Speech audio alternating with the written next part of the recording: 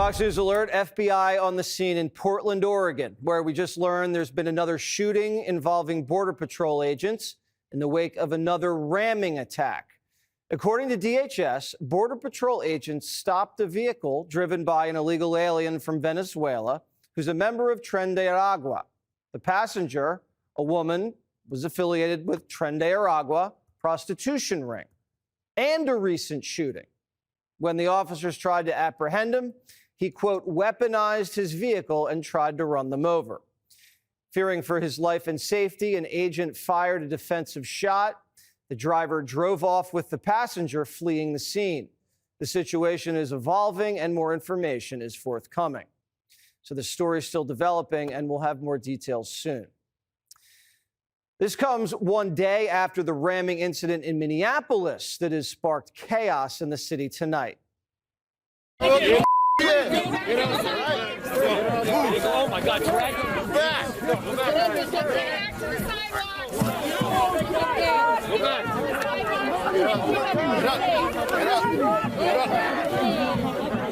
Let's get back to the sidewalk.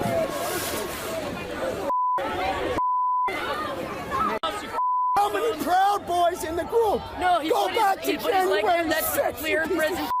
An anti-ICE activist was shot for ramming her car into an agent. And now Minneapolis is doing what Minneapolis does best, waging war against law enforcement, jumping on the hoods of their vehicles. Border Patrol Chief Greg Bavino was in the city, and he got bum rushed by a gaggle of angry women. Out of the way. Out of the way. Get out of the way.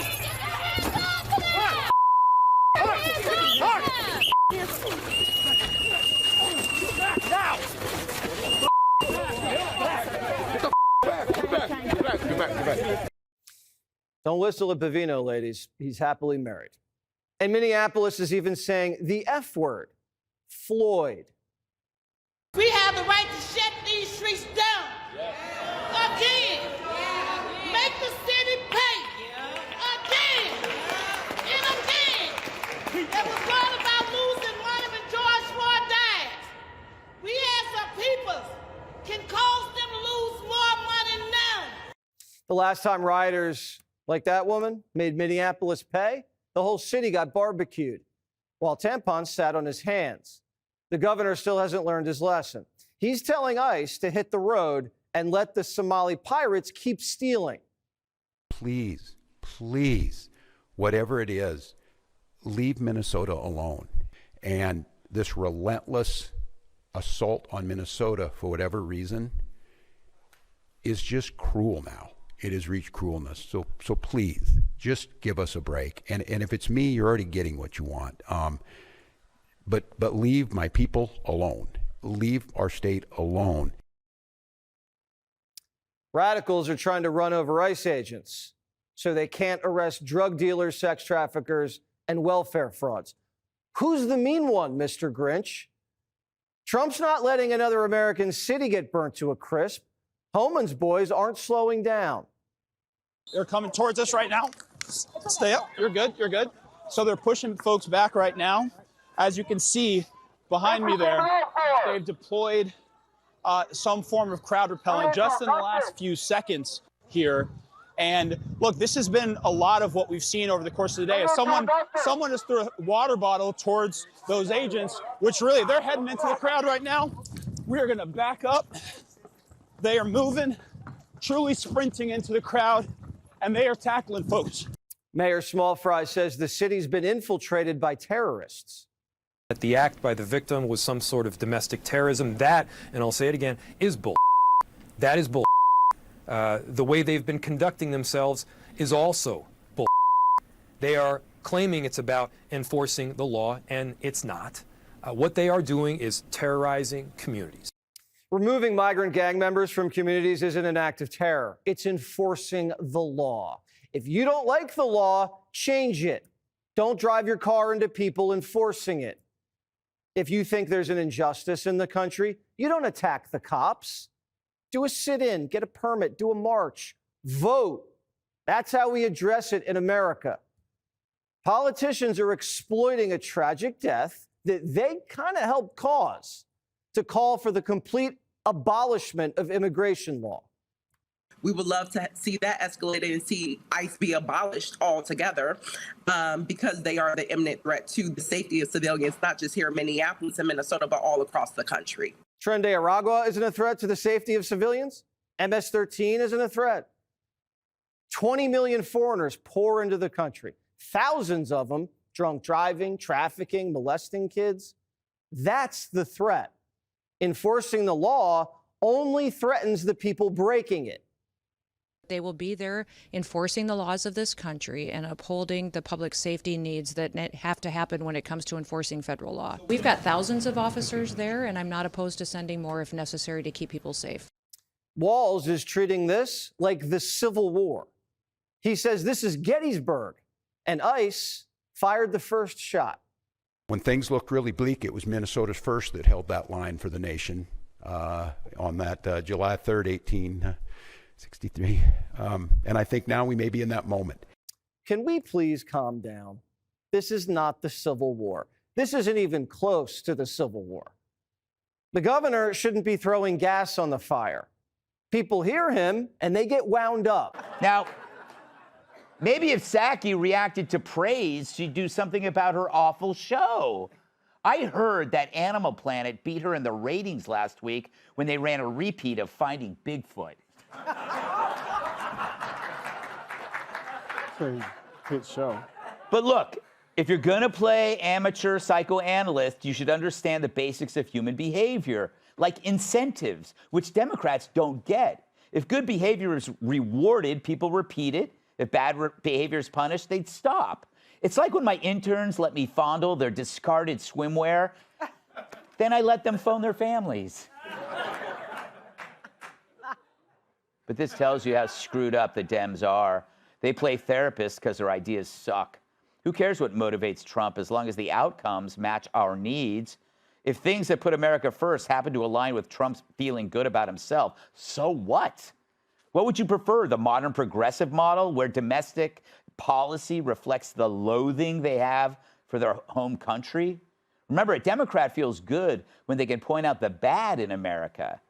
Trump's success has broken everything they've ever believed in. He's in nobody's box. Instead, he frames every challenge with, how can we make this work for us? Not how we can punish our country for being irredeemably racist. That's quite a difference. And Jen can't wrap her little red head around it, which is why it's so rich watching her play the shrink. Remember that old line, he who can does, and he who cannot teaches? Now it's he who thinks does, and those who can't host a show on MSNBC. Let's welcome tonight's guest! This Minnesotan only has ice in her veins. Host of the Michelle Tafoya podcast, Michelle Tafoya. He looks like the guy who keeps asking if you're a cop. Comedian Adam Hunter. When she goes to the zoo, the animals throw food at her. New York Times bestselling author, and his female fans are on Medicare, and they're not wearing any underwear. Former podcast, You know what I love about the modern Democrat, and I think this is relatively new, is because they don't have ideas, they rely on mind reading. And they feel really clever when they're doing it. They can't analyze your actions because they're so effective, but they go, I know what he's thinking. He's obsessing. He's fixating. Yeah, and he gets dopamine hits.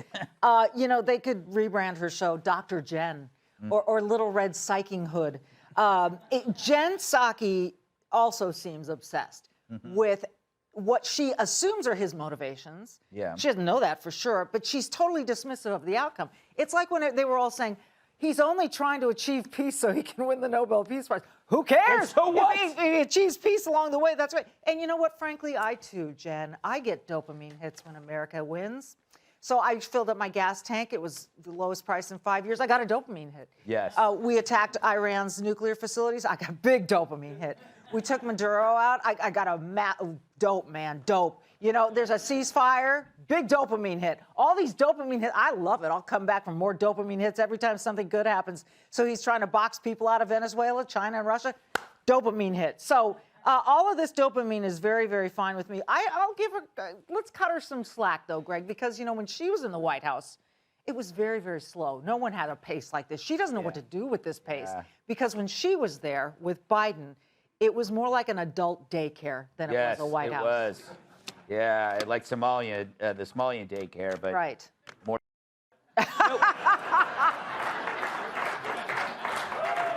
Made no sense. He's right. Adam, you get your dopamine. You get a dopamine hit every time somebody throws a $5 bill into your hat on the street. Yes, yes. I mean, look, how are you to get mad at him for taking out a dictator? Like, I mean, who wouldn't be excited? And why was it easier to find a dictator in Venezuela than it was one kid at a Minnesota Somali daycare center? Yes, that's true. That's true. I mean, so what if he's? I mean, like other presidents get dopamine, like, you know, Bill Clinton used to run 5 miles every day from Hillary. Yeah. And you don't have to like everything Trump does, which obviously, like, he says some things, like, he's like, I'm in better shape than Obama. And I'm like, you know, Michelle is jacked. Yeah. Okay. Yo, I love that look you gave after you were done. Yeah, he was like, do I go one more, or do I save that one for next week? You know, Kat, I was looking at you when she was talking because there's this weird thing that some people do when they think they're smart, and she was doing it. And I can't describe it, but there was like this smarty pants voice, and then she was like, people like that. They do talk about your obsession. They are obsessed or they're fixated. It's like that makes them feel as though they have some kind of insight. The kids would say, she thought she ate with that. Oh. See, that's what the kids say. Oh my God, nobody here knows what we're talking about. What kids? Somali kids? I mean, like people, kids like people in their 20s and 30s. Oh, I don't call those kids. Yeah, but so I think that that's especially interesting considering like what was the point she was making. Like I would think that the person who becomes the president of any country really likes power. Yeah. Yes.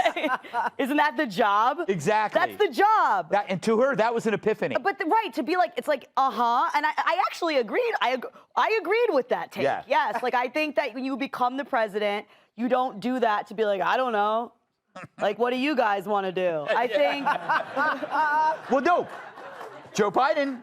Yeah. Joe Biden was the first president who wasn't interested. No, because people around him wanted power. So yes. I mean, yes, but you're right. I think he was told he wanted it. Yes, exactly. Tyrus, did you gain anything from her insight?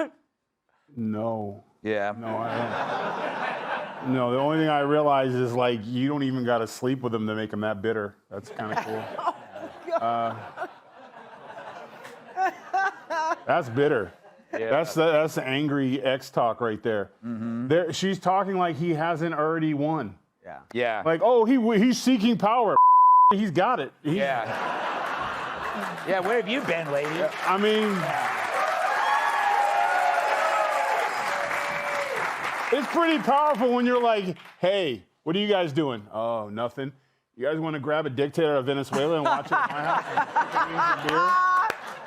Can Rubio come? Oh, last time yeah, Rubio can come. Yeah. And they all sat in the screen and they're like, yo, you know what? I'm the president, right? Can I put the basketball game in the national championship? And let's grab a Maduro? Well, yes, Mr. President, you can, because he's powerful. He's reached the top of every field that he's wanted to be in. Entertainment, he had the #1 show on the planet. Then he decided to be president, and he's the most talked about president in the history of presidents. You can combine all the presidents, and they still would be short when it comes to how many times President Trump's name has been said on this planet. So for her to be like, yeah, and he's doing this, and dopamine hit, he creates his own hits. Yeah, that's because true. He's the president. He's his own drug dealer. You know what? I just thought of this too. We got to go, but He must be dying to talk about The Extraction, but he can't. Because he watched the video, he probably, at some point, he's going to just spill it, because he just wants to talk about what he saw, but he can't. All right. That was me doing a Jen Psaki impression. Hey everyone, I'm Emily Campagno. Catch me and my co-hosts Harris Faulkner and Kaylee McEnany on Outnumbered every weekday at 12 p.m. Eastern, or set your DVR. Also, don't forget to subscribe to the Fox News YouTube page for daily highlights.